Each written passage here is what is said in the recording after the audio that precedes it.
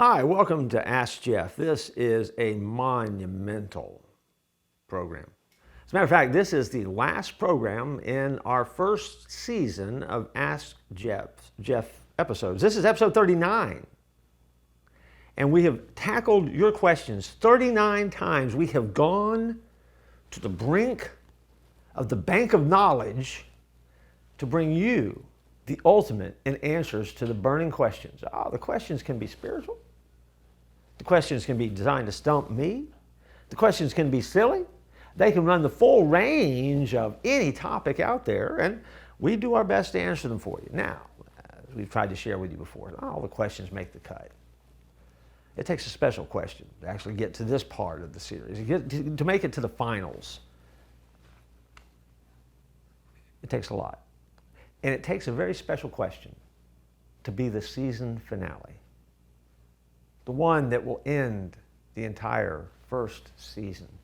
The one that will put the exclamation point on all the knowledge that you needed in the first season of this amazing award-winning series. In fairness, we gave ourselves the award, but we still want it. And we accepted it because, well, that's who we are. Now, that being said, here's the question. Dear Jeff, why don't Americans use bidets? Ponder that just for a minute. Why don't Americans use bidets? Although popular in much of the developed world, North America, much of North America doesn't even know what that is. Invented in the 17th century in France, some are small, freestanding tubs installed next to a toilet. Others built into the tank itself. I don't know. I don't want to be too graphic with this because this is a family show, but the idea is you position yourself over it, hit the switch, push down the handle, whatever, boom, it shoots up water. There you have it, voila, you're clean. That's the way it works. Now, the question is, why don't they use them in North America? I don't know, when this question was sent to me, why someone would think I would know. I don't even know why they would think I would care. I have a feeling they sent the question thinking he's never going to answer this one because he won't do that. But see, here we are, and we saved it for the season finale. You might find out that if you were in American culture, the aversion runs a little bit deeper because Canadian and American soldiers stationed in Europe during World War II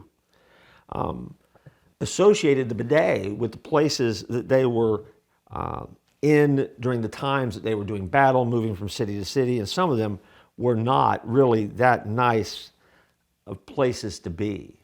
So although they were popular there, when the North Americans saw them, they weren't overly impressed with the countryside or the places they were staying where these were there, and so they came back kind of with a bad reputation.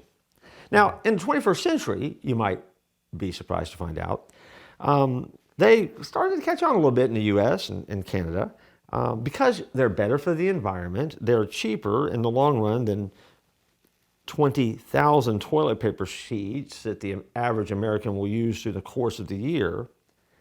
And believe it or not, bidet sales skyrocketed during the pandemic. What was going on during the pandemic? A toilet paper shortage. And so all of a sudden, they became very, very popular, and people were running to their Home Depots and their Lowe's to pick these things up because Home Depot and Lowe's didn't close down during the pandemic. And so if you could find somebody who could do the plumbing on it, you could put it in, install it in your bathroom, and there you go. And then all of a sudden you weren't worried about the toilet paper shortage anymore. That really did happen. Crazy, right? And then, as the pandemic comes to an end, sales went down the tank. See how I did that there? Went down the tank. Just for the record, about 12% of Americans have access to a bidet on any given day. And that's the scoop. That's why we don't like them. Our armed forces didn't like them. As a result, here in America, North America, we don't like them either. Enough said. Good enough for me. Hopefully that answer is good enough for you. And with that, we're going to flush this season down the toilet, and we'll come back next season with another 39 episodes for you. And it's just around the corner. So thanks for being a participant in the Ask Jeff series. Hope you've enjoyed it. Hope you've learned a lot. Hope you've smiled every once in a while. And remember, it can be spiritual. It can be personal. It can be goofy. It can be silly. It can be high tech. No question is off limits. And if we answer it here, it means we like the question and we can figure out the answer. Just say no. Thanks for joining me on Ask Jeff.